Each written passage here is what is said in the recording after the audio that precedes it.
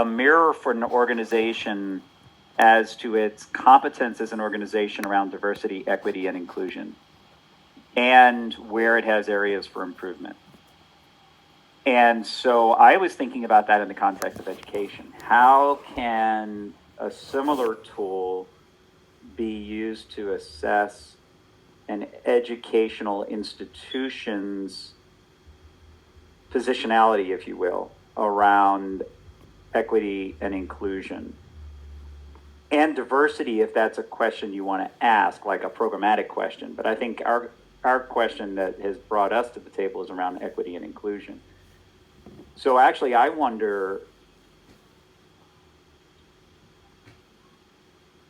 whether data, because our whole process I told you guys about when we talked, I don't remember which conversation, but I told you about PIPE, which is that institutional improvement process where you start with data, root cause analysis, and then grounded action research leading into interventions, and then continuous improvement.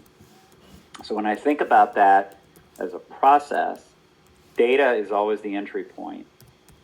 And so the kinds of data that Del and his team has might be really valuable to do an assessment that could then lead into the intervention, which is where we come in.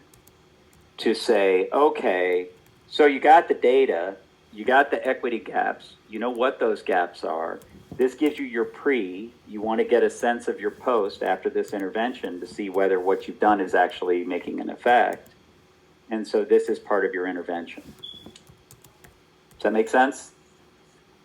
Yeah, I'm curious to what extent those equimetrics differ or overlap with the metrics that her office collects that are like her high stakes KPIs for her partner institutions. She said that they're the only state, I think, in the country that if they don't hit their growth metrics, that the institutions cannot offer new degree programs. And so it's actually a big stick. Wow. So yeah, Will brought that out of her. I didn't know that existed. Little carrot stick going on there. Yeah, well, they found a way to connect. I know, that is quite a stick. No pun intended, Will. They definitely found a way to connect. They found a way to uniquely tie in, and I put extra emphasis on uniquely, what they do on the front end with that survey, with Equimetrics, which again is, it sets Ben up, it sets you up to come in. And he all but said that, right? Once you get my survey, I have my partners, right? And she knew what that meant because I had already kind of gave her heads up. The Ed Connectives and the Ben to come in and do a lot of the work that the survey unveils that needs to be done. So she was feeling it like no other. But again, she took it to a whole nother level, right? So again, they are there, and it's really a lot of pre-stuff from what you all are involved in.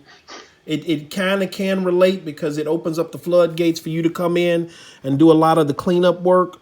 But again, your thing is what you all decide right now. So I wouldn't put a lot of emphasis on them tomorrow if that's what you're thinking on Equimetrics. Well, I'm curious, just to ground our conversation again.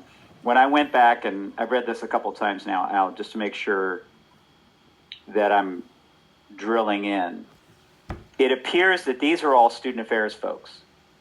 They're all student services. They are not faculty, so they are not going to be classroom people. Wait, which group are you talking about? Are you talking about your No, the NAEP Connective. Okay, so those 4 clusters? You said CDOs, admissions leaders, retention leaders, counseling leaders. What is CDO? Chief Diversity Officer. Yes, I thought. So Chief Diversity Officer, admissions leaders, retention leaders, counseling leaders are all outside the classroom. They're all student affairs. They're all support services. They're all engaging with students in that context, right? Yes, sir. Yeah, I mean, that's my background. So the reason I bring that up is because one of the things that Ricardo is working on, or has been working on this afternoon, is part of the curriculum that I shared with you guys the other day that is our adaptation to the COVID-19 context is for the classroom.